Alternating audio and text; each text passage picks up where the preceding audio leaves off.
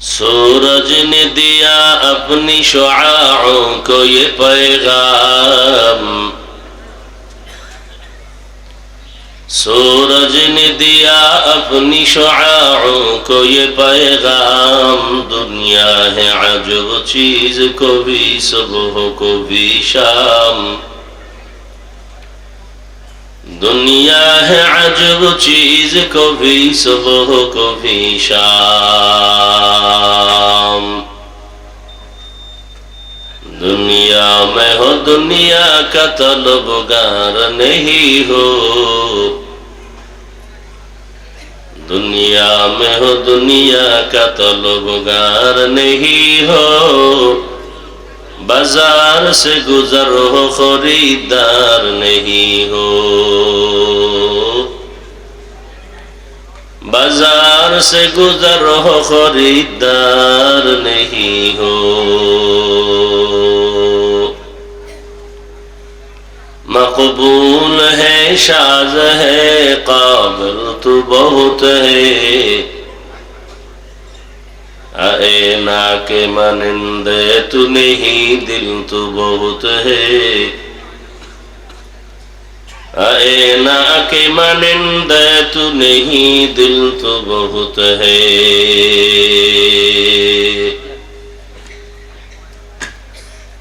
অধ্যক্ষার মাহফিল 11 এপ্রিল 2026,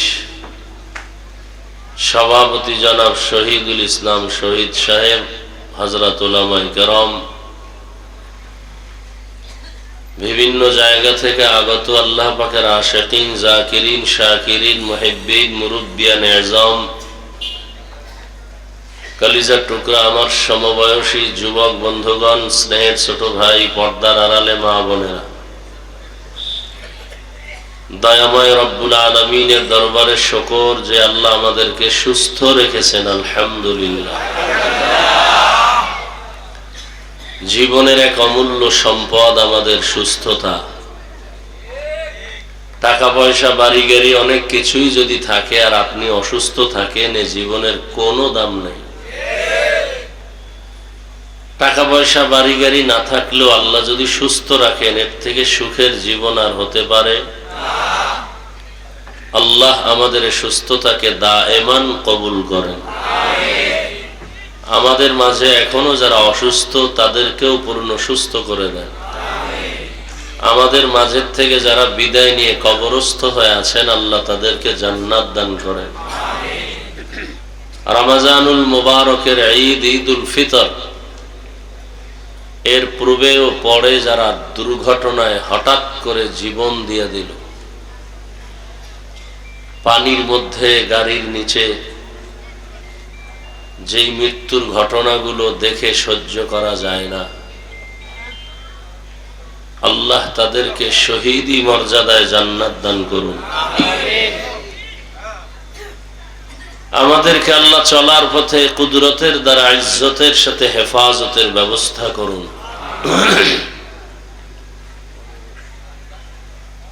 উলামায়ে হযরত আলোচনা করেছেন, আপনারা ধৈর্যের সাথে শুনছেন।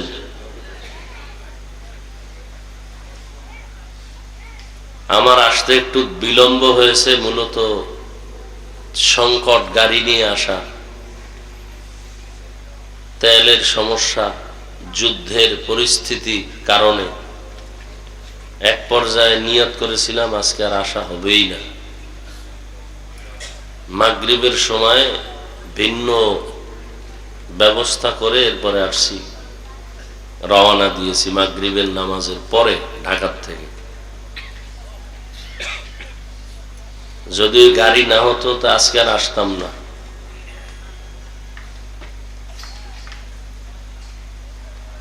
সব জায়গায় সংকট। দোয়া করি আমাদের এই অস্থিতিশীল পরিবেশ, বিশ্বময়, এর থেকে গোটা জাতিকে, গোটা দুনিয়াওয়ালাদেরকে স্বাভাবিক জীবনে আল্লাহ ফিরাইয়া দেন। আপনারা যারা তেলের লাইনে নাই, আপনারা মনে করেন বিপদ খালি আমগো। যদি আর 2-4টা মাসে যুদ্ধ অব্যাহত ভাবে চলে, পুরা পৃথিবীটা পঙ্গু হয়ে যাবে। নিত্য দ্রব্যের দাম নাগালের বাহিরে চলে যাবে। তরু তরকারি, খানা দানা যা কিছু আছে, এক কথায় দুর্ভিক্ষ নেমে আসবে এই জমিনের মধ্যে। আল্লাহ এর থেকে আমাদেরকে হেফাজত করা। এ দোষ কোনো বেঈমানকে দিয়া লাভ নাই।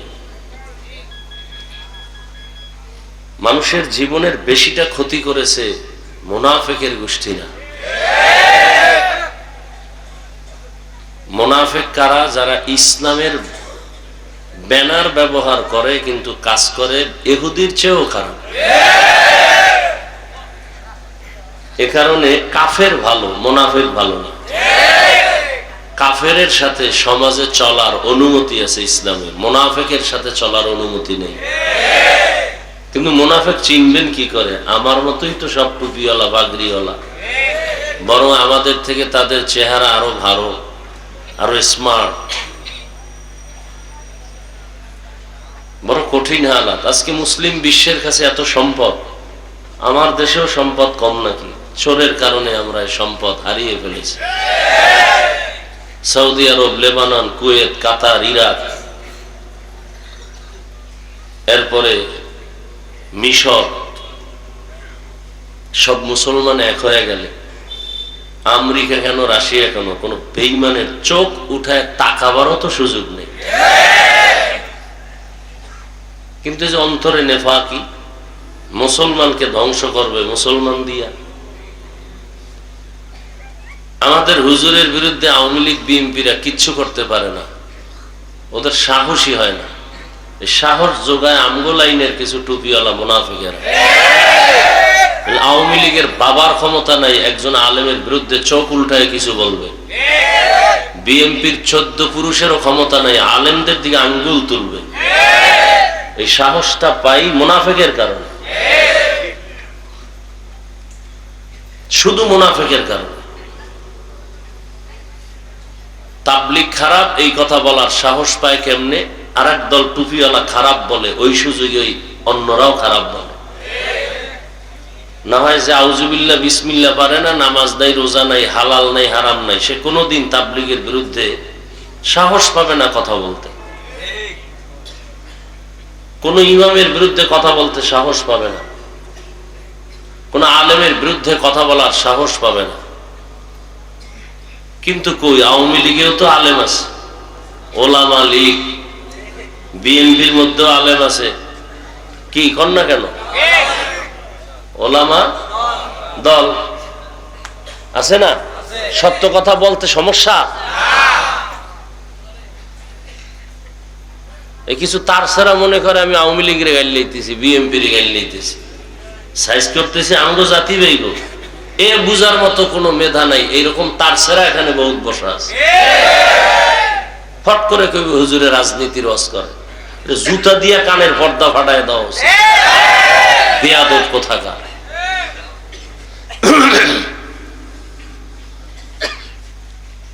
আওয়ামী লীগ করে এরকম আলেম নাই? বিএনপির মধ্যে আলেম নাই? এরা কি ইসলামের জন্য ওই দল করে না ক্ষমতার টাকার জন্য? এজন্য ১৫০০ বছর আগে রসুল বলে গেছেন, আলেম দেখলেই দৌড় দিও না, খবরদার। আলেম দুই ধরনের, দুনিয়াতে সব থেকে ভালো হবে একদল আলেম, আর সব থেকে খারাপ হবে একদল আলেম। আমাদের লাইনে খারাপ বক্তা নাই? নামাজও পড়ে না, বয়ান করে তাকওয়া, গাড়ি তুইটাই টুপি খুইলা মোবাইলে ফেসবুকে মেরাজ করে, জিয়ারত করে, নাই? হাদিয়া না পাইলে লাইভ দেয়, আছে না নাই? এই আমার সাথে বেদবি করছে, আপনারা কোথায় আছেন দেখেন, নাইলে কমিটি সব রাতের ঘুমে মরে যাবে, লাইভ দেয়। আর আমি লাইভ কি জিনিস বুঝি না। এই যে মোবাইলে বই আছে সব ফেরেশতা। কোন বাপের বেটা থাকলে দাঁড়ায় বলেন তো, হাফিজ ভাই টাচ মোবাইল চালাই আমি, কিন্তু কোনো গুনাহ হয় না, হাতের, চোখের, কানের, জবানের, অন্তরের। আপনার কপালে চুমা খাবো, বলেন তো? এবার বুঝেন তাহলে আপনাদের চরিত্র বেশি সুবিধা না। যারা টাচ মোবাইল চালায় এদের চরিত্র বেশি। সত্য কথা বলতে টেনশন করেন? যদি থাকে দাঁড়ান, আমি স্টেজ থেকে নিচে এসে আপনার কপালে চুমা খাবো যে আপনি টাচ মোবাইল চালান কিন্তু গুনাহ করেন না। কত চরিত্রহীন আছে টাচ মোবাইলের মধ্যে লক নাম্বার দিয়ে রাখছে, বউকে জানায় না। এই স্বামী নিঃসন্দেহে চরিত্রহীন, নিঃসন্দেহে চরিত্রহীন। ওর চরিত্র ভালো না। না হয় ওর মোবাইলের পাসওয়ার্ড বউ জানবে না কেন? কথা বলেন না কেন? ওটা কুলাঙ্গার, স্বামী নামের কলঙ্ক, চরিত্রহীন।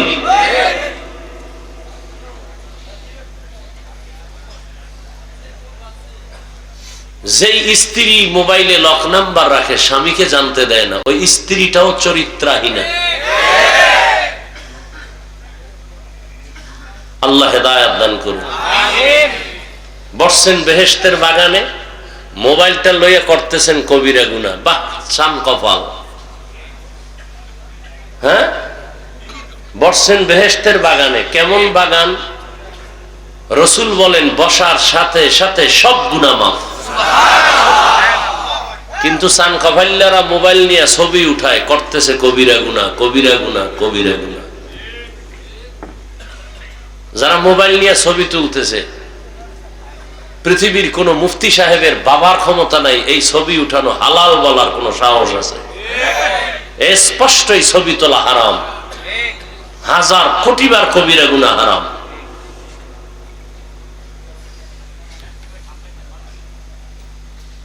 আল্লাহ হেদায়েত দান করুন। কিছু চালাক আছে, চালাক, অতি চালাক, শুধু চালাক না। কি চালাক? চালাক ভালো, অতি চালাক। অতি চালাকের আর এক নাম বেয়াদব। চালাক ভালো, কি ভালো না? অতি চালাকের আর এক নাম কি? বেয়াদব। এরা বলবে হাফিজ ভাই এত জোরে ফতুয়া দিলেন, এই যে এতগুলো ক্যামেরা বয়ে রয়েছে এগুলো কিছু কর না। ও মনে করছে আমি বলদ, আমি এই প্রশ্নের উত্তর না যাই না বয়ানে বসছি। আল্লাহ হেদায়েত দান করুন। সংসার ধ্বংস হয়ে গেল এই মোবাইল। সন্তান মা বাবাকে জবাই করে, পেছনে কাজ করে মোবাইল। মা বাবা সন্তানকে হত্যা করে, ভাই ভাইকে জবাই করে, সহযোগিতায় কাজ করে কি? মোবাইল। ছাত্রদের লেখাপড়া ধ্বংস, কি কারণে? মোবাইল। চরিত্র শেষ, শারীরিক দুর্বলতা দিন দিন, হার্ট দুর্বল, চোখের পাওয়ার দুর্বল, কিডনি দুর্বল। কিসের কারণে?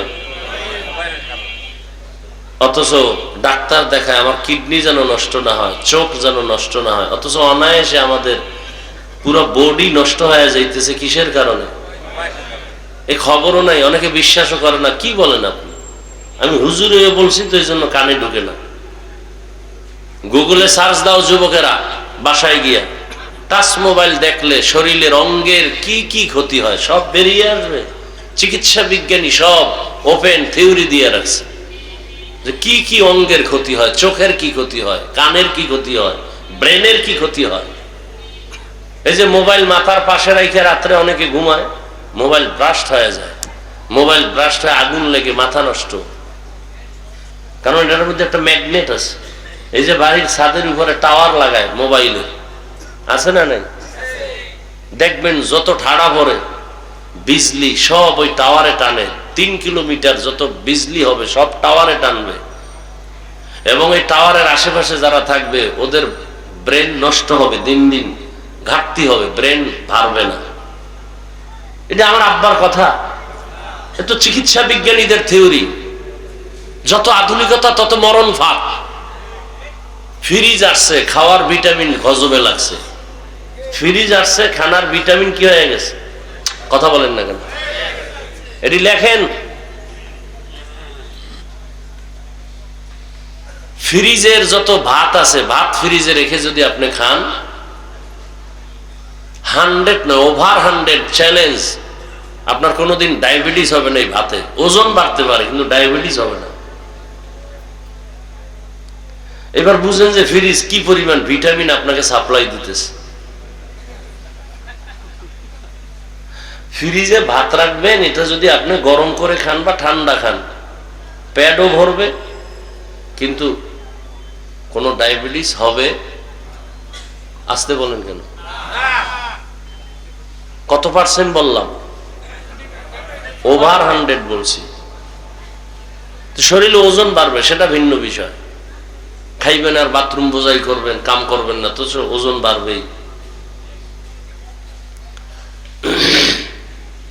রাইস কুকারে কারেন্টে ভাত রান্ধে, ভাত আছে না, ভিটামিনের গোষ্ঠীও নেই। মাছ, ইলিশ মাছ কত মজা, 1 মাস ফ্রিজে রাখেন না, কি মজা পান। আর এমনি তো আল্লাহর কুদরতে ইলিশের মজা নাই, আগের সেই ইলিশের ঘেরানো নাই, তেলও নেই, কি আছে? সব ইন্ডিয়ানরা লয়ে গেছে।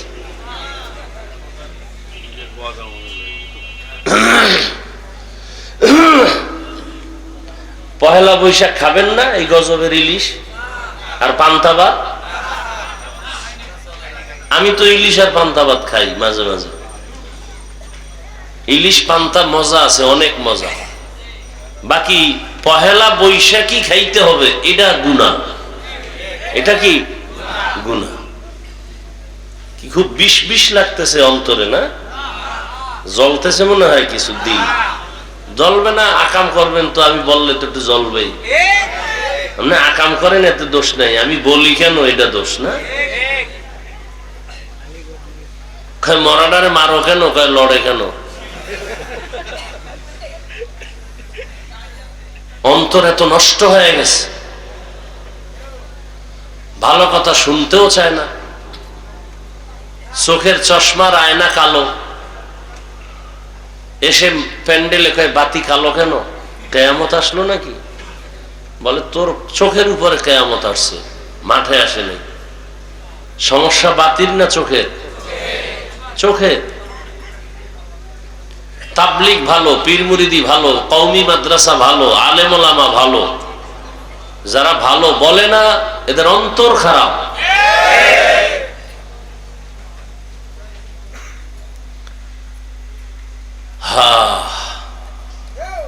কোরআনে হাকিমের সূরাতুর রহমানের শুরু থেকে 2-3 টুকরা আয়াত আমি আপনাদের সামনে পড়েছি। সংক্ষেপ সময় আমি আয়াত এবং রাসূলের তরজমাটা বলে কিছু ব্যাখ্যা আপনাদেরকে শোনাবো, যদি আপনাদের ধৈর্য থাকে। উঠা বসা করলে আমি আস্তে মোনাজাত দিয়ে নেমে যাব, কারণ জোর করে বয়ান শোনাবার জন্য আল্লাহ আমাদেরকে পাঠায় নাই। লা ইকরাহা ফিদ্দীন, জোর করে কাউকে নামাজি বানানো যাবে না, বানাইলে সওয়াব হবে না। জোর করে কাউকে কালেমার রশি গলায় দেয়া যাবে না, দিলেও কোনো সওয়াব। যে দাড়ি রাখবে না তাকে জোর করে দাড়ি রাখানো যাবে না, রাখাইলে সওয়াব। তাহলে কি করা যাবে? শুধু বুঝানো যাবে। এই ওয়াজ মাহফিল শুধু বুঝাইতেছি, এটা করলে লাভ, এটা করলে ক্ষতি, এই বুঝিয়ে দিতেছি। তাবলীগওয়ালাদেরও একই কাজ। তবে ভাষা হয়তো কারোটা একটু নরম, কারোটা গরম, মানুষ হিসাবে সেক্ষেত্রে ক্ষমা চাই, আল্লাহর কাছেও ক্ষমা চাই, আপনাদের কাছেও ক্ষমা চাই। মানুষ হতে পারি না, মানুষ হতে পারলে তো যারা মানুষ হইছিলেন এগুলো বয়ান লাগে নাই। চট্টগ্রামের পটিয়া থানার মেইন কেন্দ্রে একটি মাদ্রাসা আছে, বিশাল বড় জামিয়া ইসলামিয়া পটিয়া মাদ্রাসা। ওই মাদ্রাসার বাণী প্রতিষ্ঠাতা মুফতি আজিজুল হক রহমাতুল্লাহ আলাইহি, এরা মানুষ ছিলেন। স্টেজে বসে নাহমাদুহু বললেই পুরো ময়দানের মধ্যে একটা কিয়ামতের আলামত শুরু হয়ে যায়। এরা ছিলেন মানুষ, এদেরকে দেখলেই জাহান্নামী মানুষগুলো জান্নাতের পথে আসার জন্য পাগল হয়ে যেত।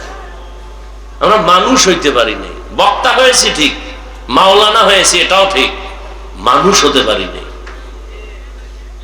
মানুষ বড় ভিন্ন জিনিস। মানুষকে আবার বয়ান করব কেন?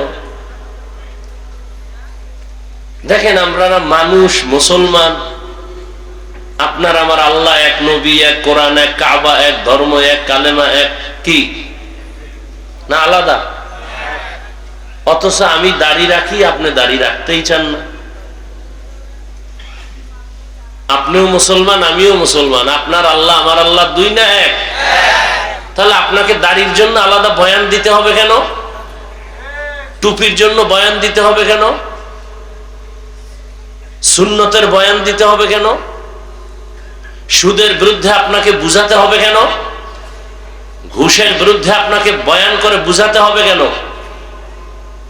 ওই যে একটু আগে বলছি, আসলে মানুষ হতে পারিনি।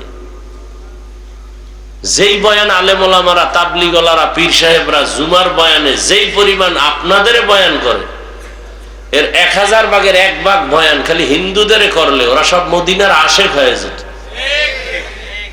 আর আপনি বয়ান শোনার পরে বিড়ি মোনাজাত দিয়ে গেছে, বিড়ি টানতে টানতে যাইতেছে। এরকম আছে না? নিমক হারাম। কি বয়ান শুনলো? মোনাজাত দেওয়ার পরেই বিড়িতে, মোনাজাতে বোধহয় বিড়ি চাইছে।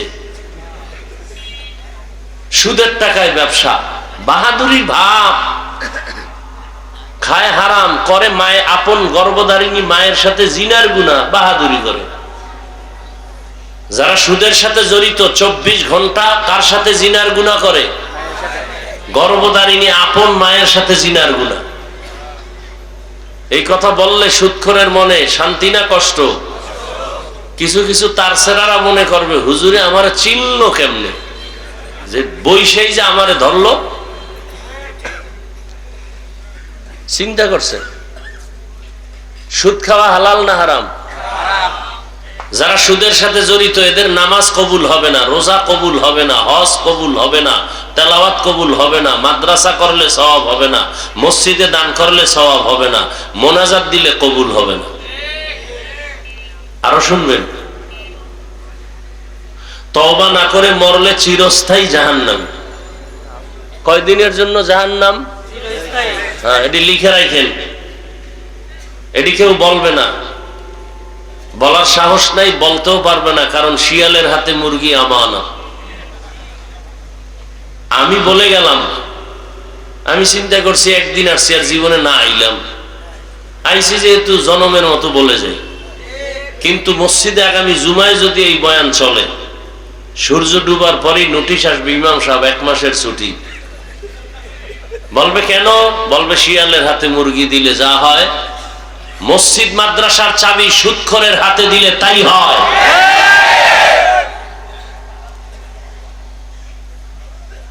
আল্লাহ হেদায়েত দান করুন। সুদখোরের মতো নিকৃষ্ট মানুষ দুনিয়াতে নাই। কয়েকটা সুদখোরের নাম লেখা ধান খেতে রাখলে ওই ধান খেতে আর পোকা আসে না। এবার বুঝেন ওরা কেমন দামি।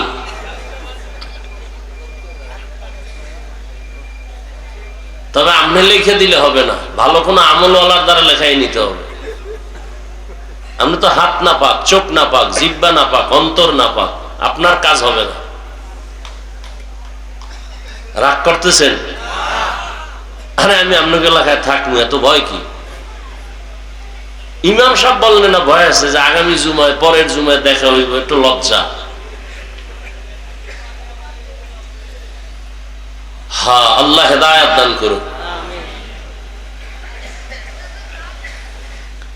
আয়াত হাদিসের তরজমাটা বলে নেই। আর রহমান আল্লামাল কুরআন খালাকাল ইনসান আল্লামাহুল বায়ান।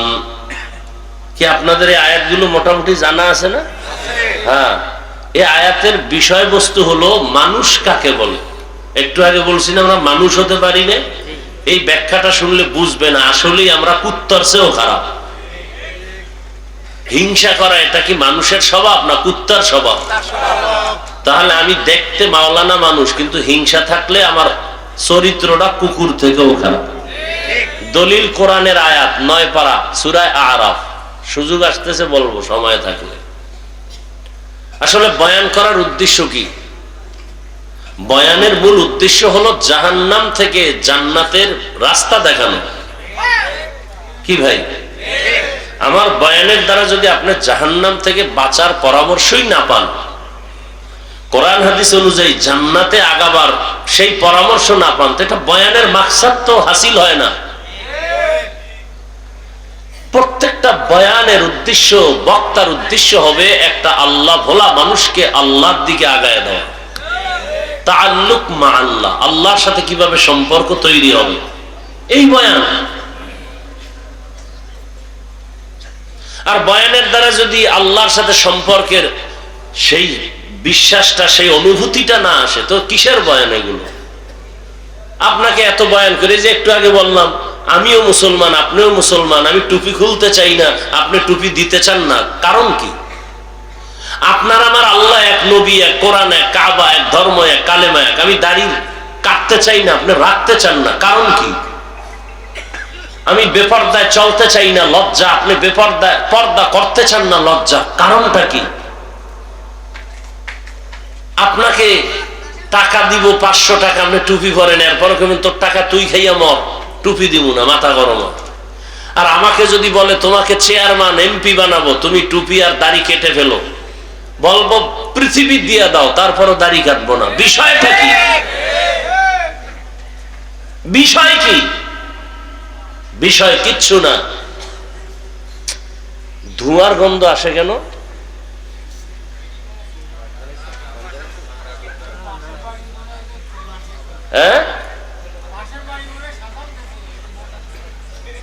প্রচন্ড ধোঁয়ার আসতেছে, গন্ধ, বিড়ির গন্ধ না, ধোঁয়া, ধোঁয়া, ধোঁয়া। এটা কোথাও কিছু জ্বালাচ্ছে,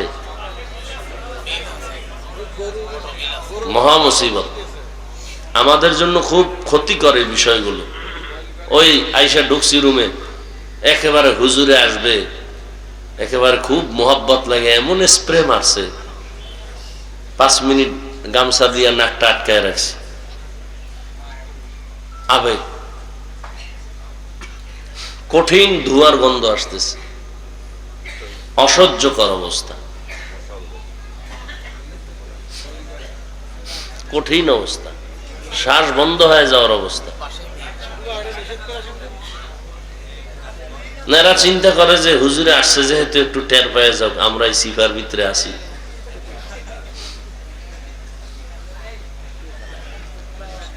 কতটা ক্ষতিকর এগুলো। ফ্যান দিলে দিতে হবে সামনে থেকে, সামনে থেকে এদিকে দিতে হবে, তাও আস্তে দিতে হবে, জোরে না। আবার তো আর এক মেশিন ছাড়লেন আওয়াজ দিয়ে, বন্ধ করেন, ফ্যান বন্ধ করে দেন।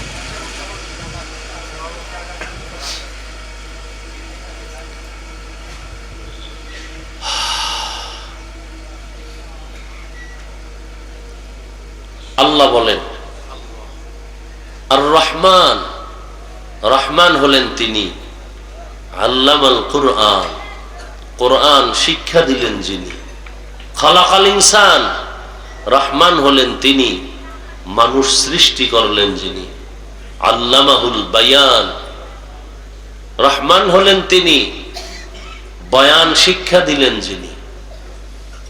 নবীজি বলেন খায়রুকুম মান তাআল্লামাল কুরআনা ওয়া আল্লামাহ,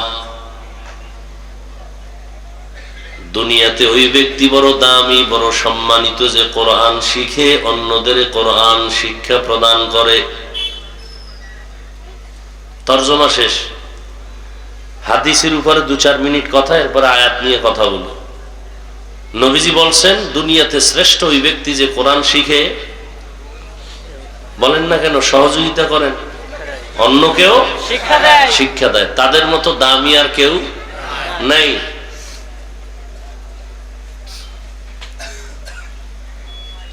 এটার দ্বারা মাকসাদ কি, উদ্দেশ্য কি, খুব খেয়াল করি। যেমন মাদ্রাসায় ওস্তাদ ছাত্রদেরকে ডাইরেক্ট পড়ায়, পড়ো আলিফ বা তা, এটা ডাইরেক্ট কোরআন শিখানো। এই ওস্তাদের যেমন মূল্য, ছাত্রের যেমন শ্রেষ্ঠত্বের মূল্য, ঠিক তেমনি ভাবে যারা কোরআনের ব্যাখ্যা শিখায়, যেমন এখানে কোরআন হাদিসের বয়ান হবে, আপনারা শিখবেন, আমরা 2-4টি কথা বলবো, এটাও ওই হাদিসের মিসদাক অনুযায়ী শ্রেষ্ঠ মজলিস। এ কারণে নবীজি কি বলছেন এই মজলিসটা সম্পর্কে? নবীজি বলেন যারা কোরআন ও হাদিসের মজলিসে বসবে আর উলামায়ে আহলে হকদের দুটি কথা কোরআন হাদিস থেকে শুনে দুই একটা মাসআলা মুখস্থ করবে, শিখবে, এক মাসআলার বরকতে 100 রাকাত নফল নামাজের সওয়াব পেয়ে যাবে। যদিও মজলিসে অনেকগুলো ইসলামের বিধিবিধান শিখতে পারে, নবীজি বলেন 1000 রাকাত নফল নামাজের সওয়াব পেয়ে যাবে। আরো কত বরকতের কথা। এই যুবক, ঢুকলা কেন আর উঠো কেন? আমাদের ক্ষতি করার জন্যই আল্লাহ তোমাদের দুনিয়ায় পাঠাইছেন। জীবনে উপকার হবে না তোমাদের দ্বারা। হ্যাঁ, এইটাই কাম। শুরু করতে পারলাম না, ব্যারাম শুরু হয়ে গেছে। তা তো বৃষ্টি হওয়াই ভালো ছিল, তুফান টুফান হয়ে যেত, ঘুমাইতাম বাসায়। মানুষের কোনো নিয়ামতের কোনো কদর নাই।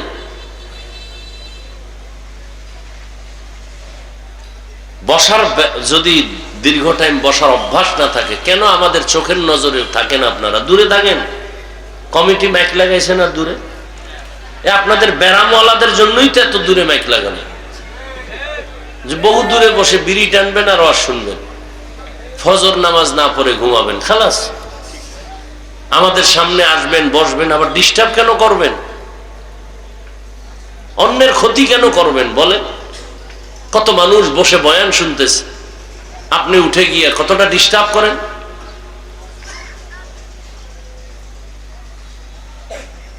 শেষ দোয়া পর্যন্ত আল্লাহ মাহফিলকে কবুল করেন। ঘর থেকে যখন বেরিয়েছে মানুষ, আপনারা দ্বীনের মজলিসে আসবেন। নবীজি কি বলছেন? প্রত্যেকের সাথে 70,000 রহমতের ফেরেশতাকে আল্লাহ কাফেলা বানায় দিয়েছেন। কতক্ষণ তারা আছেন? ঘর পর্যন্ত পৌঁছা পর্যন্ত। এরা কি করবেন? এরা শুধুই আপনাদের আমাদের জন্য আল্লাহর কাছে মাগফিরাত চাইবেন, আমাদের গুনাহ মাফ চাইবেন। শুধু কি তাই? এই যে একটা প্যান্ডেল এখানে জমিনে বসা, ঠিক এমন একটা মজলিস আরশে আজিমে আল্লাহ মিলাইয়া ফেরেশতাকে নিয়ে বসছেন। সেখানে কি আলোচনা করতেছে? আমরা এখানে আলোচনা করি আল্লাহর গুণগান, ওখানে আলোচনা হচ্ছে আমাদের গুণগান। আল্লাহ বলতেছেন এই মানুষগুলো বসলো কেন? অনেক বড় হাদিস। কেন আসছে এরা? টাকা চায় না, বাড়ি না, গাড়ি না, কেন? আল্লাহ আপনাকে চায়, আর জান্নাত চায়, আর জাহান্নাম থেকে মুক্তি চায়। নবীজি বলেন, আল্লাহ জিজ্ঞাসা করেন ফেরেশতারা আমাকে দেখছে? না। যদি দেখতো, আল্লাহ তো কলিজা ফেটে আপনার জন্য পাগল হয়ে মরে যাইত। আমার জান্নাত দেখছে? কয় না। যদি দেখতো? দেখলে তো পাগল হয়ে সারা জীবন জান্নাতের দিকে দৌড়াতো। জাহান্নাম দেখছে? বলে না। যদি দেখতো? জীবন দিয়া হলো জাহান্নাম থেকে ভাগার চেষ্টা করত। আল্লাহ বলেন, তোমরা যেহেতু সাক্ষী দিলা, এবার তোমরা সাক্ষী থাকো, আমি বলতেছি এরা এখানে আসা মাত্র আমি সবার জীবনের সব গুনাহ মাফ করে দিই। কিছু লোক তো শুনতে আসে না, তামসা দেখতে আসছে। কেমন হুজুর, চেহারা দেখতে আসছে, কোন দলের হুজুর, টুপির সাইজ কি, এরকম আছে না কিছু? এগো কি করবেন? এগো মাফ করে দিলাম। কেন? কয় চিটা যেমন ধানের দামে বিক্রি হয়ে যায়, ঠিক যারা এখানে আল্লাহর মহব্বতে আসছে এরা ধানের সমতুল্য, যারা আসছে শুধু তামাশা দেখতে এরা চিটার সমতুল্য। তো দুনিয়াতে যদি একটা কি বলে যেটার দাম নাই, একটা চিটা, এটার যদি মূল্য থাকে ধানের সাথে এটার বিক্রি হয়, কেউ বলে না যে চিটা আলাদা করো, ধানগুলো আমাকে দাও, বলে না। তাহলে দুনিয়ার মানুষ যদি এটাকে করতে পারে, তা আমি তো আরো দয়াময়। আর মানুষ তো আমিই বানাইছি, আমি কেন করব না? যারা আসছে আমাকে পাওয়ার জন্য আর আমার মজলিসের কাছে আসছে। একটা লোক আতরের দোকানের পাশে দাঁড়ানো, দাঁড়ায় ঘেরান পাইতেছে মজা, আর একজনে কিনা পকেটে নিতেছে। ওই লোকটারও মনে চায় কি চায় না? চায়, কিন্তু টাকা নাই। তো টাকা না থাকলে কি হবে? ঘেরান পায়নি না, ওইটা আবার কোনো আটকায় রাখা যায়? পাইতেছে। ওই ঘেরানটায় মজা আছে না নেই? আছে। টাকা না থাকলেও, কিনতে না পারলেও তো ঘেরান পায়। ঠিক যারা ময়দানের পাশে আসছে, ওয়াজ শুনতে আসে নাই, এরাও তো কিছুটা আল্লাহর মহব্বতের ঘ্রাণ এখান থেকে পাবে। অতএব এদের বরকতে আল্লাহ ওদেরকেও মাফ করে দেবে। এত বড় মজলিসে আসিয়া বসার পরেও কি মোবাইলটা হাতে নেওয়ার মানে কি? আচ্ছা, 24 ঘন্টাই তো এই মোবাইল নিয়ে থাকেন। এই স্বামী, বউরে সময় দাও না বাবা, এই মোবাইল। বাবা সন্তানকে সময় দেয় না, মোবাইল। তো 24 ঘন্টাই তো বাথরুমে গিয়েও মোবাইল। আল্লাহ নিয়ে আসছেন বেহেশতের বাগানে, 2 ঘন্টা মোবাইল না চালাইলে কি হবে?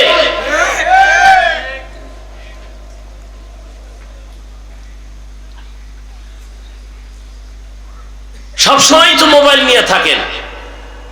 বেহেশতের বাগানে 1-1.5 ঘন্টা মোবাইল হাতে না আনলে কি হবে? কি ক্ষতি হবে বলেন?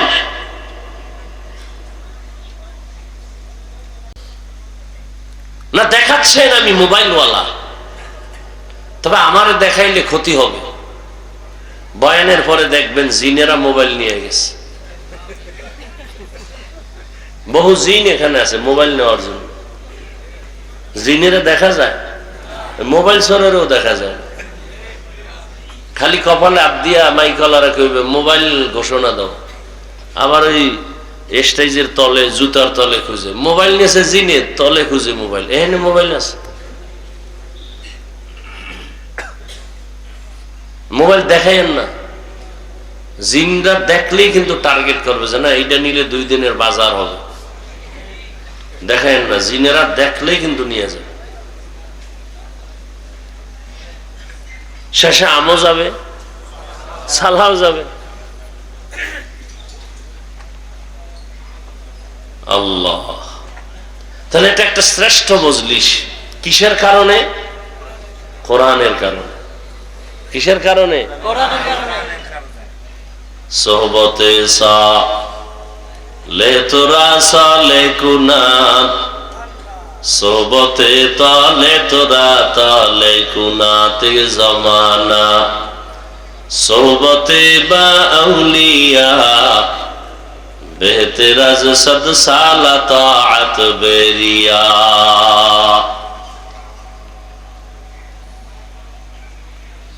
কোরআনের বরকতে এত সম্মান। কোন একজন আহলে হক উলামায়ে কেরামের কেউ দামি কোন বুজুর্গ, তাহাজ্জুদওয়ালা কোন আলেম কোন এলাকা দিয়ে যদি হেঁটে যায়, কোরআনের বরকতে আলেমের কারণে ওই এলাকার কবরের আযাব আল্লাহ মাফ করে দেন। নবীজির আর দেখা যাবে না, আর নবী আসবেন না আমাদেরকে কালেমার দাওয়াত দেওয়ার জন্য। নবী বলেন, আমার জায়গায় আমার একদল নিরেট বন্ধু থাকবে, তারা হবে উলামা। ইন্নাল উলামা ওয়ারাসাতুল আম্বিয়া। উলামায়ে কেরাম আম্বিয়ায়ে কেরামের ওয়ারিস। এদের দাম কত জানো?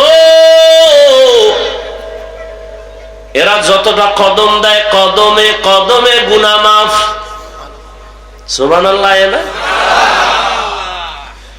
নূরের ফেরেশতারা ইলম ওয়ালাদের পায়ের নিচে তাদের পাখা বিছায়া দেন। হাত্তাল হিতানু ফিল মা, পানির মধ্যে যত মাছ আছে এগুলো কোরআনওয়ালা ইলমওয়ালার জন্য অল টাইম দোয়া করে। এলেমের বরকত, এলমেরা এজাজ করদান বেহিসাব, খালকেরা দাদান জওয়াবে বা সওয়াব, হক না দারদ দোস্তে খালকা জারেরা, নিস্তে ই খসলত একে দিনদারেরা। একজনে আলেম না, কোরআন হাদিস জানে, সে যদি সারা রাত দাঁড়ায় দাঁড়ায় যায় নামাজে নামাজ পড়ে, আর একজন আহলে হক আলেম বিছানায় এশার নামাজ পড়ে ঘুমায়, সাধারণ মানুষের নামাজের ইবাদতের চেয়েও আলেমের ঘুমের মূল্য আল্লাহর কাছে বেশি।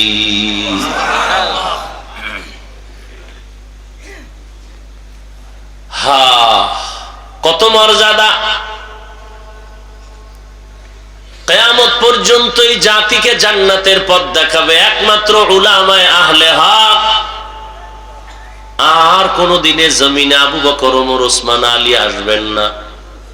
বড় বড় আউলিয়া আব্দুল কাদের জিলানী, খাজা মুঈনুদ্দিন চিশতি আজমেরি, ইমাম গজালি আর আসবেন না, ইমাম আবু হানিফা আসবেন না। ফাকিহুন ওয়াহিদুন, কি হাদিসটা কি? আসাদ্দু ফাকিহুন ওয়াহিদুন, একজন ফকিহ কোরআন হাদিস রিসার্চ করে মাসআলা বের করেন, আসাদ্দু আলা শাইতানি মিন আলফি আবেদ, 1000 আবেদ। কয় হাজার? আবেদ বুঝেন তো, খালি ইবাদত করে কিন্তু ইলম নাই। 1000 আবেদের থেকেও একজন ফকিহ আল্লাহর কাছে দাম।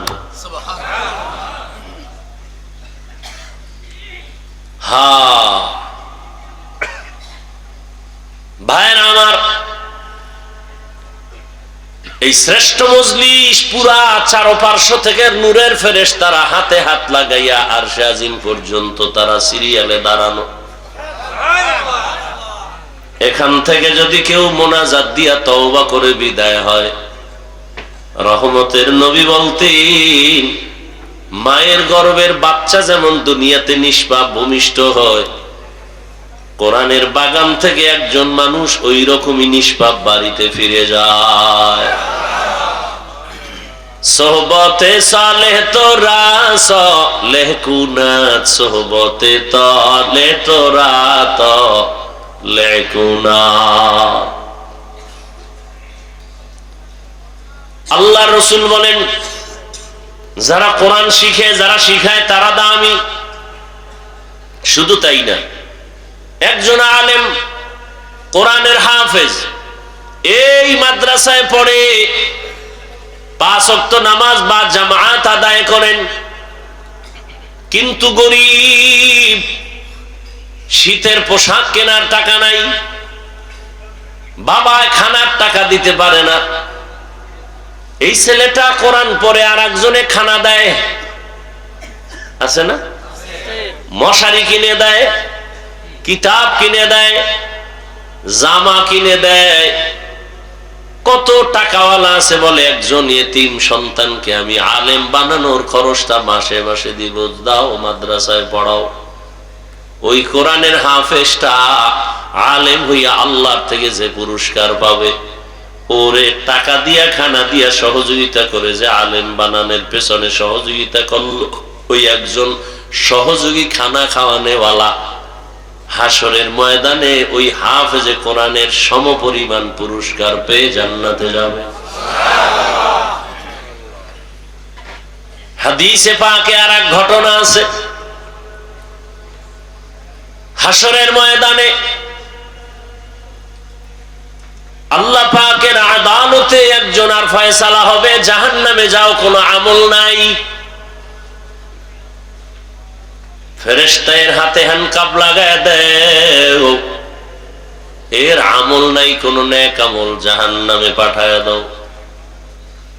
ফেরেশতারা যখন হাতে হ্যান্ডকাপ লাগাইয়া জাহান্নামের দিকে যাবে, এই আসামি বারবার পেছনে ফিরে তাকাবে। আল্লাহ বলবেন, ফেরেশতারা দাঁড়াও, এই বান্দাটা বারবার পেছনে তাকায় কেন? ফেরেশতারা বলেন, আল্লাহ আপনি জানেন, আমরা জানি না। আল্লাহ বলবেন, আমি অবশ্যই জানি। ওই বান্দা বারবার পেছনে তাকাইয়া অপেক্ষায় আছে, আমি রবের একটু দয়া তার উপরে হয়নি, ও চায় আমি একটু দয়া করিনি। আচ্ছা দাঁড়াও তো দেখি তো কোনো দয়া করার লাইন আছে। নবীজি বলেন, আল্লাহ বলবেন ফেরেশতাদের আমল নামাটা একটু তল্লাশি করো, দেখো কোনদিন কোরআন শিখছেনি। আমল নামা তল্লাশি দিয়ে দেখবে কোনদিন কোরআন হাতেও নেয় নাই। না আল্লাহ নেয় নাই, কোরআনের সাথে সম্পর্ক নাই।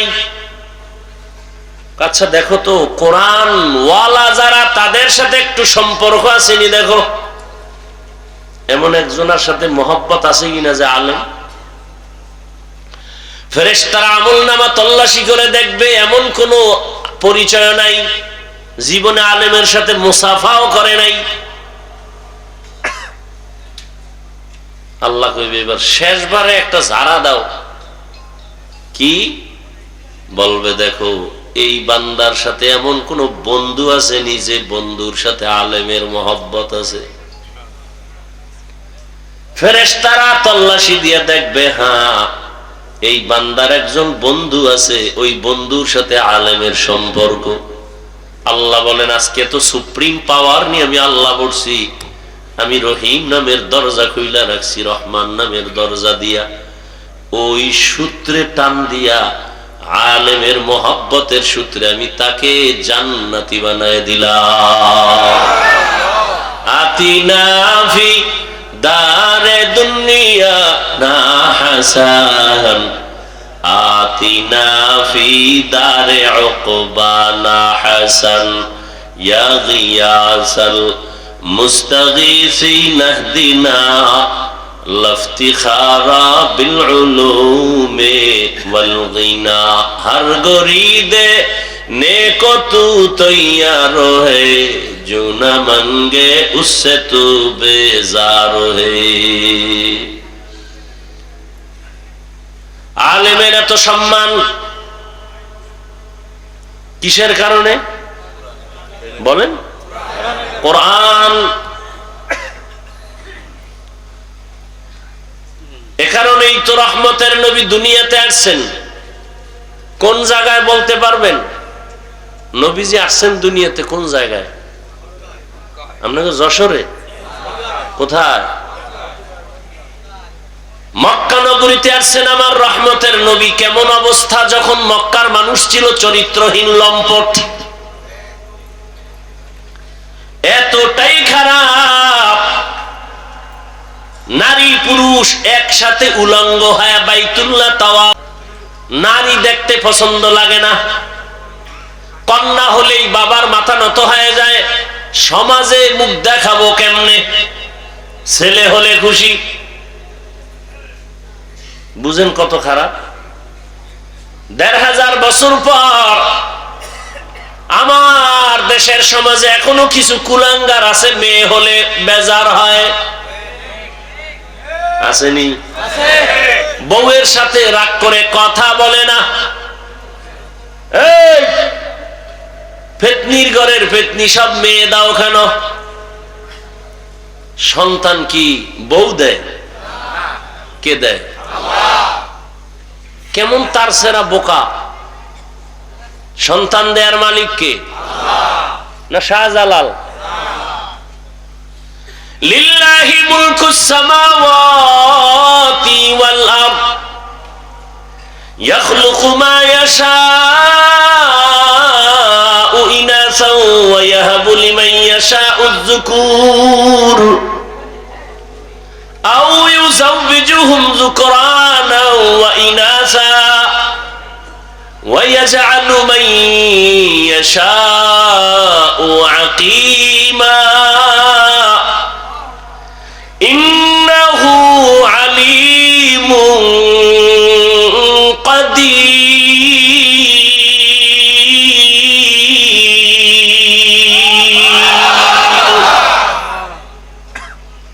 আসমান জমিনের মালিক কে? খালি মানুষের পাওয়ারের মালিক জনগণ, এটা আল্লাহর কাছে নাই।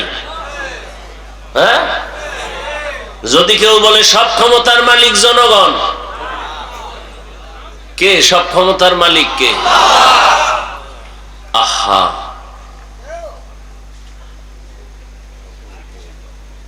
তুইজ্জু মান তাশাউ ওয়া তুযিল্লু মান তাশাউ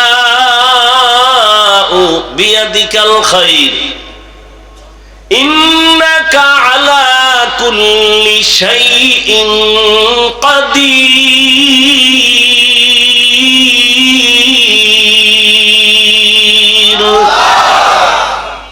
সব ক্ষমতার মালিক কাদের কুদরত দারি বার কামাল আনতা রব্বি আনতা হাসবি জুল জালাল তুহি কাদের জলিলুল্লাহ জাহাদার বহর হালে তুহি মেরা নেগাহদার। কষ্ট হইতেছে না?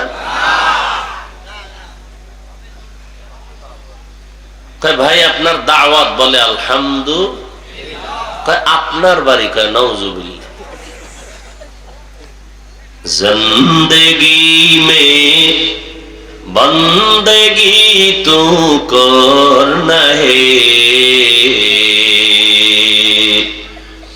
जिंदगी में बंदगी तू करना है,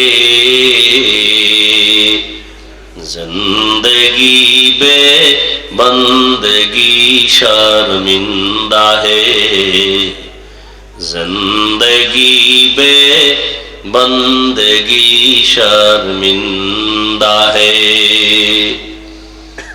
दुनिया में हो दुनिया का तलबगार ना हो,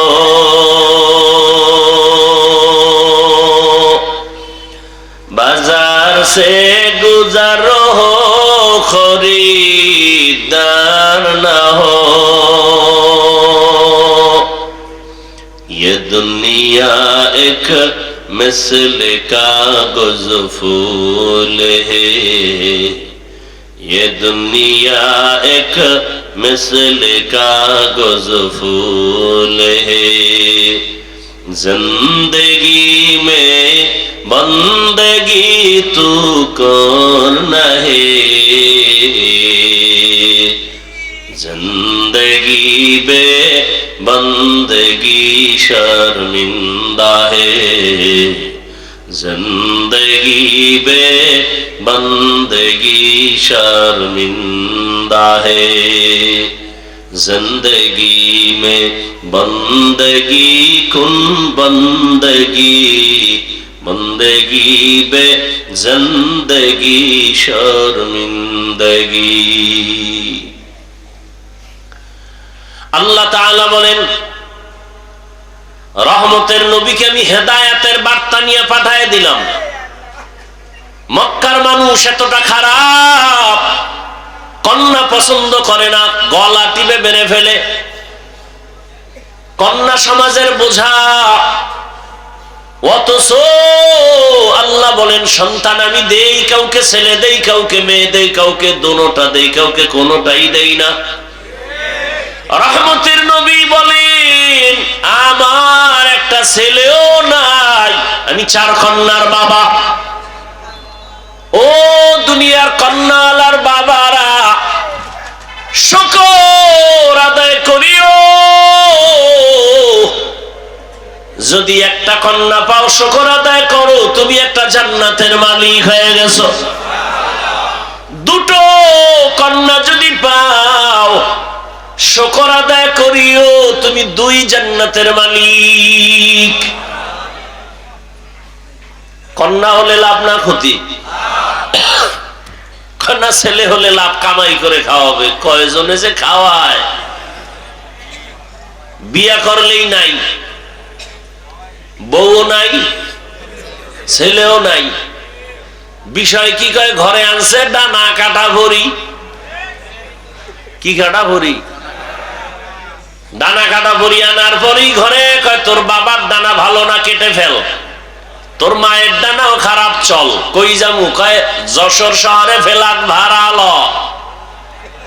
তোর মা বাবার ডানা ভালো না। কিছুদিন ওখানে ঘুরে ফিরা এবার স্বামীরটা খাইয়া চুষে চুষে কয় এবার তোর ডানাও খারাপ, হিজরত করে গেলাম। আছে না নাই? ডানা কাটা ভরি, এটার ব্যাখ্যা কি আমি বুঝি না। আল্লাহ হেদায়াত দান করুন। সন্তান দেয়ার মালিক কে? ছেলেকে দেন, মেয়েকে দেন, দোনোটা কে দেন? কোনোটাও দেন না, ক্ষমতা কার? আর আপনি স্লোগান দেন ছেলে হোক মেয়ে হোক, দুটোর বেশি নয়, একটা হলে আরো ভালো হয়, না হইলে আরো ভালো। আহা, কপাল পুড়েছে আমার, আল্লাহর জাতের কসম। ইসলাম রহমতের নবী, নারীর মর্যাদা যে পরিমাণ বাড়িয়েছে, দুনিয়াতে কোন ধর্মে নারীর মর্যাদা বাড়ায় নাই। সব ধর্মে নারীর উপরে করেছে জুলুম, ইসলাম নারীর দিয়েছে অধিকার,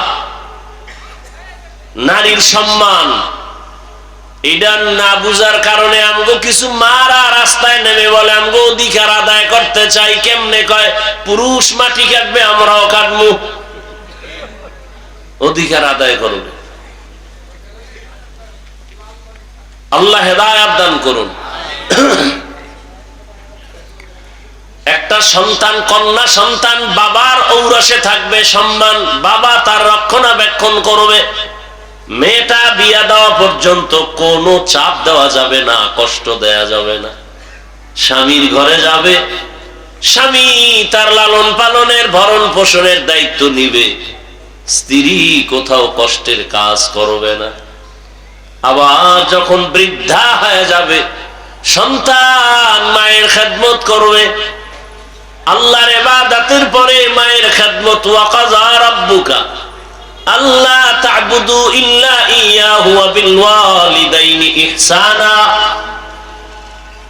আল্লাহর ইবাদতের পরে মা বাবার সাথে ইহসান করো হে সন্তান। ধমক দিয়ে মা বাবার সাথে কথা বলবা না, এমন কোন আচরণ করবা না যে মা কষ্ট পেয়ে বলবে আহ বা ও। আল্লাহ হেদায়াত দান করুন। এরে আমার কলিজার যুবক, মা বাবার দোয়া ছাড়া কসম আল্লাহর জীবন সফল কারো হবে না। তুমি জানো না ওই মা কত রাত ঘুমাতে পারে নাই, তোমাকে আমাকে ঘুম পাড়াইতে গিয়া নিজে ঘুমায় নাই। কি কষ্ট জীবনে মাকে দিয়েছো। মা বাবা শীতের দিন কষ্ট করেছে, তুমি জানো না। কত বাবা ছিল গরিব, মনে চাই ইলিশ মাছ দিয়া খানা খাবে, টাকার অভাবে মাছ কিনতে পারে নাই। মা ফল খাবে, টাকা নাই, কিনতে পারে নাই। আজ টাকাওয়ালা সন্তান, তোমার ঘরের ফ্রিজে কত মাছ কত ফল, কিন্তু কি লাভ হবে? যারা আফসুস করেছে তারা সাদা কাপড়ের প্যাকেট হয়ে আছে, চাইলেও আর খাওয়াইতে পারবা? ওই মা বাবা যার বেঁচে আছে, এই রত্ন হারাইও না রে যুবক। ওই মা বাবার থেকে দোয়া নাও, কপাল খুলে যাবে। জাকির নায়ক একজন ডাক্তার, আর আমার দেশের তাসলিমা নাসরিনও একজন ডাক্তার। গোটা দুনিয়ার মানুষ জাকির নায়কের জন্য পাগল।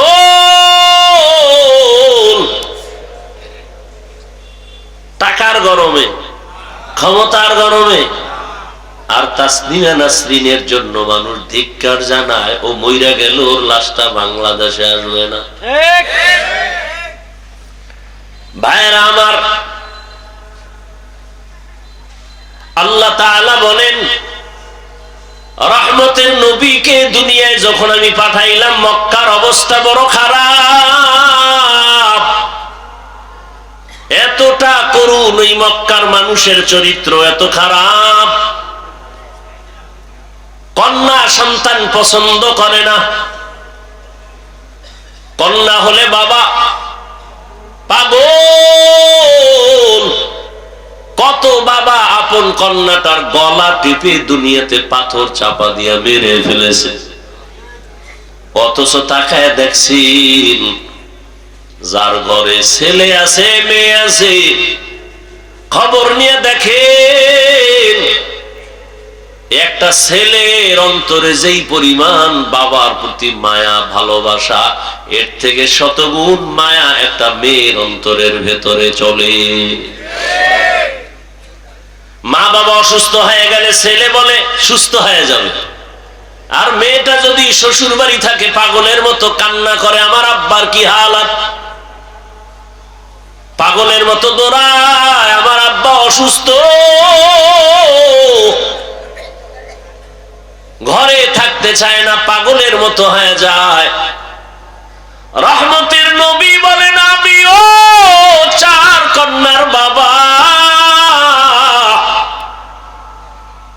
আমার কন্যার কথা যখন মনে পড়ে সহ্য করতে পারি না। আমার কনিষ্ঠ কন্যা ফাতেমা,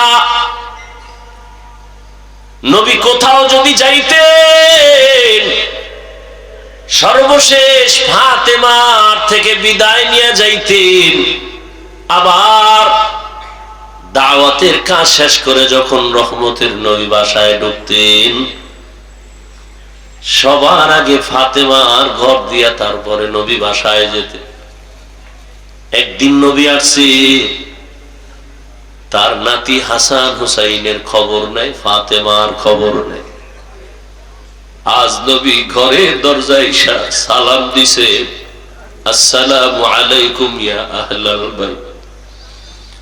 ঘরের থেকে কোনো আওয়াজ নাই, নীরব নিস্তব্ধ। ও পাকনার আড়ালের মা বোনেরা ভালো করে শুনেন, রহমতের নবী ফাতেমার বাড়ির দরওয়াজায় দাঁড়িয়ে সালাম দিতেছেন, কোনো জবাব নাই। আবার আওয়াজ দিলেন, আসসালামু আলাইকুম ইয়া আহলাল বাইত। ও ঘরওয়ালা, দরজা খোল। এখনো কোনো আওয়াজ নাই। মায়ার নবী আবার পেরেশান হয়ে গেলেন, নাকি আমার নাতিও মারা গেল, না আমার ফাতেমাও মারা গেল। আবার আওয়াজ দিলেন, আসসালামু আলাইকুম ইয়া আহলাল বাইত। ঘর থেকে আওয়াজ আসতেছে ফাতেমার কচি কণ্ঠে। রহমতের নবী, ঘরের মধ্যে চুপচাপ বসে আছি, দয়া করে আজ দেখা দিয়েন না, আপনার সামনে দাঁড়াবার মতো কোনো কাপড় আমার নাই। রহমতের নবী কান্না করেন। রহমতের নবী একটা চাদর দিয়ে কয়, মা চাদর পরে আসো। দরজা খুলে দেখে সামনে মাটির উপরে ফ্লোরে নাতি হাসান একদিকে ঘুমায়, হোসাইন একদিকে ঘুমায়। নানার কণ্ঠের আওয়াজ পাইয়া হাসান হুসাইন লাফ দিয়ে উঠে নানার গলা জড়ায় কাঁদে আর কয়, ও নানা, আম্মুর বিচার করো, আমাদের আজ খানা দেয় নাই, আমরা না খেয়ে কান্না করে করে মাটির মধ্যে পড়ে গেলাম। ফাতেমাও কাঁদে, হাসান কান্দে, নবীও কান্না করে। এমন করুন হালাত। ফাতেমা রাদিয়াল্লাহু আনহা বলেন, রহমতের নবী ঘরের চুলায় আগুন জ্বলে না, খানা নাই। আমার সন্তান আপনার নাতি হাসান হোসাইন কাঁদতেছে, কি দিব? পাতিলার মধ্যে পাত্রে পানি গরম করে সান্ত্বনা দিয়েছি, একটু অপেক্ষা কর, খানা রেডি হবে তারপরে খাবে। ওরা কান্না করতে করতে মাটির মধ্যে ঘুমিয়ে পড়েছে। রহমতের নবী কান্না করে, নবী খেজুর বের করে দিলে, নেও খেজুর, আমি খাই, তোমরাও খাও। রহমতের নবীর বরকতি হাত মুবারকের খেজুর খেয়ে 3 দিন 4 দিনের ক্ষুধা জায়গায় নিবারণ হয়ে গেল।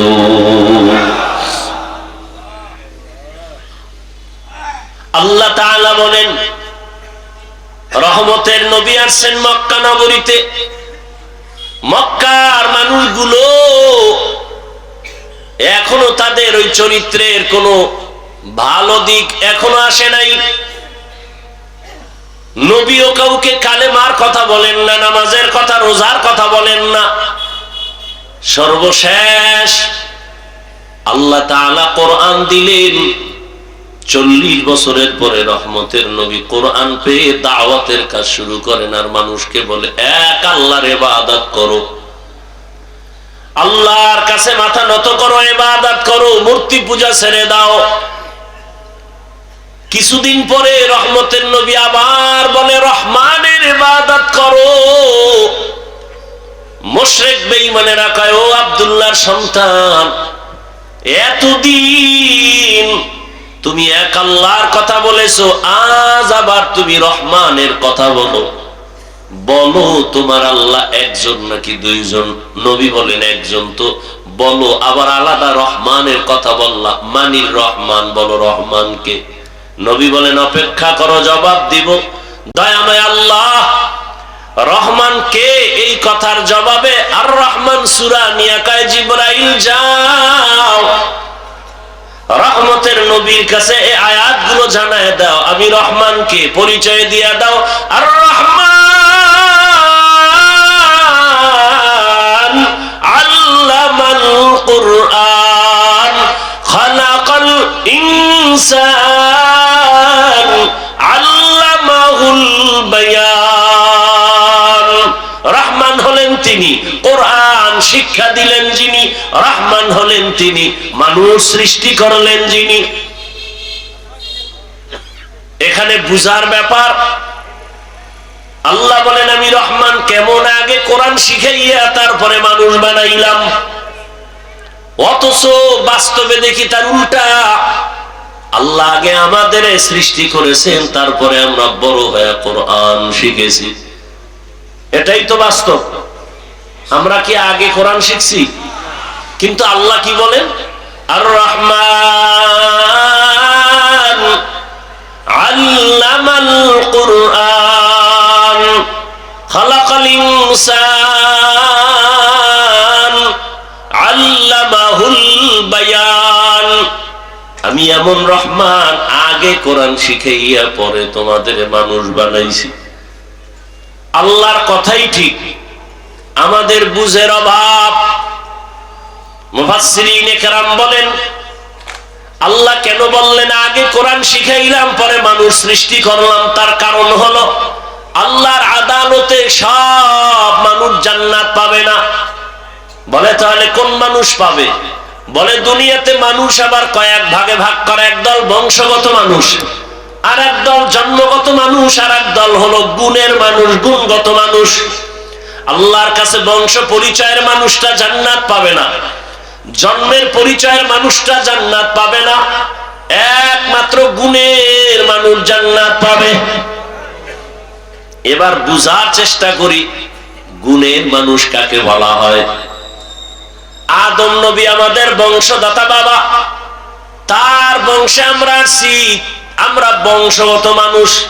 এই পরিচয়ে জান্নাত পাওয়া যাবে না, কারণ আদমের বংশে জন্ম নিলেই যদি জান্নাত পায় তো হিন্দুরাও পাবে, বৌদ্ধরাও পাবে, ইহুদিরাও পাবে। এই পরিচয় হবে না। আমার বাবার ঔরসে আমার জন্ম, আমি জন্মসূত্রে সন্তান, এই পরিচয়ে জান্নাত পাওয়া যাবে না। একমাত্র গুণগত মানুষগুলো জান্নাত পাবে। গুণের মানুষ বুঝার জন্য একটা মূলনীতি মনে রাখবেন। দুনিয়াতে যত বস্তু বানায়, বানানোওয়ালারা এমনি বানায় না, কোনো কাজের জন্য। যেমন আমি মাউথ নিয়ে কথা বলি, মেশিনে টাইনা হরেন থেকে কথাটা অনেক দূরে ভাষায় দিতেছে। এক কথায় মাইকওয়ালা মাইক যখন বানাইছে, কি কাজের জন্য? বলে আওয়াজটা দূরে নেওয়ার জন্য। কথা ঠিক না? আজীবন মনে রাখবেন, যেই বস্তুটা যেই কাজের জন্য বানায় ওই কাজটাই হলো ওই বস্তুর গুণ। বলেন তো মাইকের গুণ কি? আওয়াজ দেওয়া। বাতিওয়ালা বাতি বানাইছে কেন? আলো দেওয়ার জন্য। তাহলে বাতির গুণ কি? আলো দেওয়া। পাখাওয়ালা পাখা বানায় কেন? বাতাস দেওয়ার জন্য। পাখার গুণ কি? বাতাস দেয়া। মাইক যদি আওয়াজ না দেয় বলবে এটাকে ভেঙ্গে ফেলে দাও, এটা গুণের মাইক না। বাতি যদি আলো না দেয় বলবে এটা ফেলে দাও, এটা গুণের বাতি না। এবার আমাকে জবাব দেন, দয়াময় রব্বুল আলামিন মানুষ কেন বানাইছেন? কি বিড়ি টানার জন্য? আলেমরে গালি দেওয়ার জন্য? মা বাবার সাথে বেয়াদবি করার জন্য? কেন বানাইছেন? ওয়ামা খালাকতুল জিন্না ওয়াল ইনসা ইল্লা লিয়াবুদুন।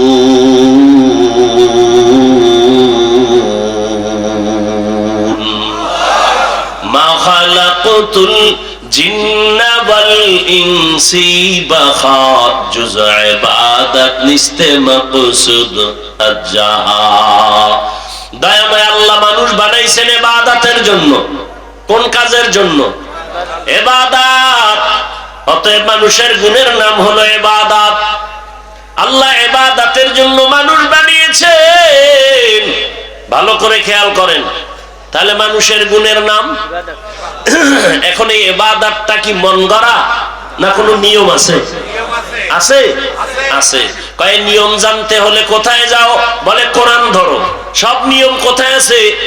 কয় কোরআন বুঝি না। কেমনে? কয় হাদিস ধরো, কোরআনের ব্যাখ্যা হাদিস। বলে কোরআন হাদিস কিছুটাই পারি না। বলে কোরআন হাদিস বুঝার জন্য উলামায়ে কেরামের কাছে যাও। উলামায়ে কেরামের থেকে কোরআন হাদিসের ব্যাখ্যা যাই না, নিয়ম অনুযায়ী ইবাদত করলে তুমি গুণের মানুষ। গুণের মানুষ হলেই তুমি বিনা হিসাবে জান্নাতি। এই দিকে ইঙ্গিত করে আল্লাহ বলেন, আর রহমান আল্লামাল কুরআন খালাকাল ইনসান। আমি রহমান কোরআন শিখাইয়া মানুষ বানাইছি। অর্থাৎ যারা কোরআনের নিয়ম যাই না ইবাদত করবে তারা গুণের মানুষ, এরা জান্নাতি।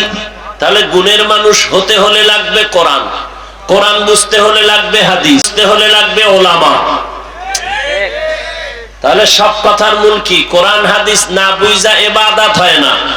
ইবাদত না করলে গুণের মানুষ, গুণের মানুষ না হলে জান্নাত কপালে আসবে। এদিকে ইঙ্গিত করে আল্লাহ কয়, কোরআনের মাধ্যমে ইবাদত করিয়া যারা গুণের মানুষ হবে তারা জান্নাতি। আল্লাহ বলেন, এদিকে ইঙ্গিত করে বললাম আমি আগে মানুষ বানাই না, আগে কোরআন শিখায় তারপরে মানুষ বানাইছি। ও আল্লাহর বান্দারা, এই গুণের মানুষ তৈরি হওয়ার ফ্যাক্টরির নাম হলো মাদ্রাসা। সারা দুনিয়ার বেঈমান আর মুনাফিকরা পাগল হয়ে গেছে, মাদ্রাসা তালা লাগাও, মাদ্রাসা বন্ধ করো। কি এবার শিখবে কি? শিখবে স্কুলে কি? সরওয়াতে অজাগর, সরায়াতে আফা। কথা বলেন। আর মাদ্রাসায় কি পড়ে? সরওয়াতে ওযু, সরায়াতে আল্লাহ। ঠিক নেই? হ্যাঁ, স্কুলে পড়ো বাধা নাই, কলেজে পড়ো বাধা নাই, ডাক্তার হও, ইঞ্জিনিয়ার হও, প্রফেসর হও। তবে আদর্শ গুণের মানুষ হতে হলে উলামায়ে কেরামের ছোঁয়া লাগাও। উলামায়ে কেরামের ছোঁয়া পাইয়া স্কুল কলেজের ছাত্ররা নামাজি। বলেন, ডাক্তার, প্রফেসর, ইঞ্জিনিয়ার, আলেম ওলামাদের ছোঁয়া পেয়ে 5 ওয়াক্ত নামাজি আসেনি। অতএব স্কুলে পড়া খারাপ। কত যুবক রাস্তায় গাড়ি চালায়, নামাজ পড়ে নাই? নদীর মধ্যে মাছ ধরে নামাজ পড়ে, কৃষি কাজ করে নামাজ পড়ে, র্যাব, আর্মি, পুলিশ, বিডিআরের চাকরি করে নামাজ পড়ে। ও পর্দার আড়ালের আম্মা জান, আপনার মতো কত মা, কত বোন এই এলাকায় আছে নামাজি পর্দাওয়ালা নাই? এবার তাদেরকে বলবো, যারা পর্দা করেন না, নামাজ পড়েন না, দাড়ি রাখেন না, ও যুবকেরা, আপনার কপাল এত খারাপ কেন? আপনার মতো যুবকটা যদি রাস্তায় গাড়ি চালায়, নামাজ পড়ে, কলেজে পড়ে নামাজ পড়ে, ডাক্তার নামাজ পড়ে, আপনার কপাল কেন খারাপ? ও মা, আপনার মতো মা যদি নামাজ পড়তে পারে, আপনি কেন বেপরদায় রাস্তায় ঘুরেন, মার্কেটে দৌড়ান? এখনো সময় আছে, গুণের মানুষ হইয়া কবরে যান, সন্তানটাকে কোরআন পড়ায় আদর্শ ডাক্তার বানায় দেন। ও যুবক, মা বাবার দোয়া নিয়ে ডাক্তার হও, জীবন ডাক্তার জাকির নায়েকের মতো হবে। আর যদি বেয়াদবি করো মা বাবার সাথে, আলেমদের সাথে, শিক্ষকের সাথে, তাসলিমার পরিণাম ফল হবে। এখনো সময় আছে, তওবা করো, মনে মনে আল্লাহকে বলো, আর নামাজ ছাড়বা না, দাড়ি কাটবা না, বেপরদায় চলবা না, মা বাবার দোয়া, শিক্ষকের দোয়া, উলামায়ে কেরামের দোয়া নিয়ে চলবা, নবীর আদর্শ মেনে চলবা। মা বোনেরাও তওবা করেন, আর বেপরদায় চলবেন না। সন্তানটাকে কোরআনওয়ালা বানাবেন, ডাক্তার ইঞ্জিনিয়ার বানাবেন, পর্দা করবেন, স্বামীর মাল হেফাজত করবেন। মুরব্বীরাও তওবা করেন, আর নামাজ ছাড়বেন না, বেপরদায় চলবেন না। সন্তানটাকে আদর্শ ইঞ্জিনিয়ার, প্রফেসর, ডাক্তার বানাবেন। তওবা করার মতো যদি অন্তর থাকে, মুনাফিকি না থাকে, খাঁটি তওবার নিয়তে দুটো হাত আল্লাহকে দেখায় দেই। আয় আল্লাহ, হাতগুলো কবুল করে নেন, তওবা কবুল করে নেন, তওবার উপরে মজবুত হয়ে চলার তৌফিক দান করেন, আমিন। আলহামদুলিল্লাহি রাব্বিল আলামিন। والصلاة والسلام على سيد الأنبياء والمرسلين وعلى آله وأصحابه أجمعين. يا أرحم الراحمين، يا أرحم الراحمين، رب ارحمهما كما ربياني صغيرا. اللهم إنك عفو كريم تحب العفو فاعف عنا. اللهم إنا نسألك رضاك والجنة ونعوذ بك من سخطك والنار. اللهم إنا نعوذ بك من البرص والجنون والجذام وسيء الأسقام. রব্বুল আলামিন, মেহেরবানি করে আপনি আমাদেরকে মাফ করে দেন, ওলামায়ে কেরামদের কবুল করে নেন, মুরব্বী, হাজী সাহেব, ব্যবসায়ী, চাকরিজীবীদের কবুল করে নেন, যুবক ছাত্রদের কবুল করে নেন, পর্দার আড়ালের মা বোনদের কবুল করে নেন, মাদ্রাসা কবুল করে নেন, এলাকাবাসীকে কবুল করে নেন। আয় আল্লাহ, গুনাহমুক্ত তওবাওয়ালা জীবন দান করেন।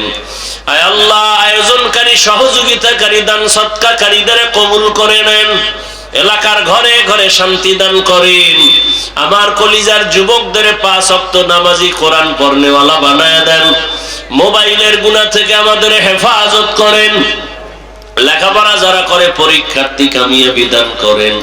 সারা দুনিয়ার মানুষকে আপনি শান্তি দান করেন। যুদ্ধরত অবস্থা থেকে জাতিকে স্বাভাবিক জীবনে ফিরায় দেন আল্লাহ। প্রবাসের জীবনে যারা আছে, ব্যবসা চাকরিতে বরকত বাড়ায় দেন, হেফাজত করেন। বাংলাদেশ শান্তির দেশ বানায় দেন। আয় আল্লাহ, দেশ ও দ্বীনের জন্য যারা জীবন দিল তাদের মাফ করে দেন। এখনো যারা চেষ্টা করে কবুল করে নেন। দয়াময় আল্লাহ, যারা চাকরি করে, ব্যবসা করে, রুজিতে বরকত বাড়ায় দেন। হারাম থেকে হেফাজত করেন, অভাব দূর করে দেন, ঋণ আদায়ের ব্যবস্থা করে দেন আল্লাহ। মা বোনদের কবুল করে আবেদা, পর্দাওয়ালা বানায় দেন। আয় আল্লাহ, দাম্পত্য জীবন সুখময় করে দেন। আয় আল্লাহ, আমাদের আদবওয়ালা, বিনয়ী বানায় দেন, বেয়াদবির থেকে হেফাজত করেন। আয় আল্লাহ, মাদ্রাসা, মসজিদ সহ সমস্ত শিক্ষা প্রতিষ্ঠান নবীর আদর্শে কবুল করে নেন। আয় আল্লাহ, ইলম ও হিলম ও হিকমত আমলে বরকত বাড়ায় দেন। উলামা, তোলাবা, উম্মতের অন্তরে ইজ্জত, মুহাব্বত, রওব বাড়ায় দেন। সামিঈন, নাজিরিনদের অন্তরে ইজ্জত, মুহাব্বত, রওব বাড়ায় দেন। আয় আল্লাহ, ইজ্জতের সাথে সারা দুনিয়ায় খেদমতের জন্য কবুল করে নেন। পরমুখাপেক্ষির থেকে হেফাজত করেন। নবীজির সুন্নাত ওয়ালা ইজ্জতের জীবন দান করেন। নবীজির রওজা মুবারক বাইতুল্লাহ জিয়ারতের জন্য কবুল করে নেন। মুখালিফের মুআফিক বানায় দেন। জাহিরি বাতিনি দুশমনের মোকাবেলায় বিজয় দান করেন। আয় আল্লাহ, সাবিরিন, শাকিরিন, জাকিরিনদের অন্তর্ভুক্ত বানায় দেন। আয় আল্লাহ, আমানতের যথাযথ হক আদায়ের তৌফিক দান করেন। আয় আল্লাহ, মাদ্রাসার খেদমত করে আসাতেজায়ে কেরাম, তালিবুল ইলমদের আমানতদার, মুখলিস, বিনয়ী বানায় দেন। দায়ী ভাবে যা প্রয়োজন কুদরতের দ্বারা ব্যবস্থা করে দেন। আয় আল্লাহ, মেহেরবানি করে নবীজির রওজা বাইতুল্লাহ জিয়ারতের জন্য কবুল করে নেন। আয় আল্লাহ, আমরা যারা হাত তুলেছি জানি না কারা ইয়াতীম, বাবা নাই, অনেকের মা নাই, মেহেরবানি করে সবার কবর জান্নাত বানায় দেন। যারা বেঁচে আছেন হায়াত বাড়ায় দেন, অসুস্থ যারা কুদরতের দ্বারা সুস্থ করে দেন। আওয়াজে কথায় রুহানিয়াতে স্পষ্টতা রূপ বাড়ায় দেন। আয় আল্লাহ, চলার পথে ইজ্জতের সাথে হেফাজত করেন। আমাদের জানমাল, স্ত্রী, পরিবার, সন্তান কুদরতের দ্বারা হেফাজত করেন। আয় আল্লাহ, দীর্ঘ নেক হায়াত দান করেন। নবীজির মুহাব্বতে আমাদের দোয়া কবুল করে নেন। সাল্লাল্লাহু তাআলা আলা খাইরি খালকিহি মুহাম্মাদিন ওয়া আলিহি ওয়া আসহাবিহি আজমাইন বিরহমাতিকা ইয়া আরহামার রাহিমিন।